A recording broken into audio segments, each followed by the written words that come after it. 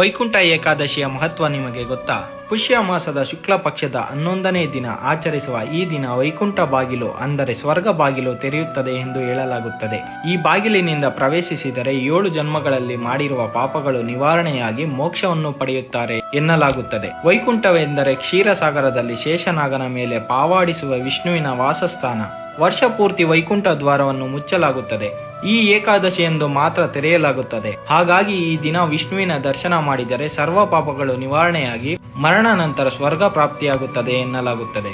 ಪೌರಾಣಿಕ ಹಿನ್ನೆಲೆಯ ಪ್ರಕಾರ ಸಮುದ್ರ ಮಂಥನದ ಸಮಯದಲ್ಲಿ ಈ ದಿನವೊಂದೇ ಅಮೃತ ಉಕ್ಕಿ ಬಂದು ದೇವತೆಗಳಿಗೆ ಹಂಚಲ್ಪಟ್ಟಿತು ಎಂದು ಹೇಳುತ್ತಾರೆ. ಹಾಗಾಗಿ ಈ ದಿನವನ್ನು ಬಹಳ ಶುಭ ದಿನವೆನ್ನುತ್ತಾರೆ. ಹಾಗಾಗಿ ಮಹಾಭಾರತ ಯುದ್ಧದ ಸಮಯದಲ್ಲಿ ಬಾಣಗಳ ಮೇಲೆ ಮಲಗಿದ್ದ ಭೀಷ್ಮನ ಕೊನೆಯ ಉಸಿರನ್ನು ಇಟ್ಟುಕೊಂಡು ಈ ದಿನಕ್ಕಾಗಿಯೇ ಕಾಯುತ್ತಿದ್ದ ಎನ್ನಲಾಗುತ್ತದೆ.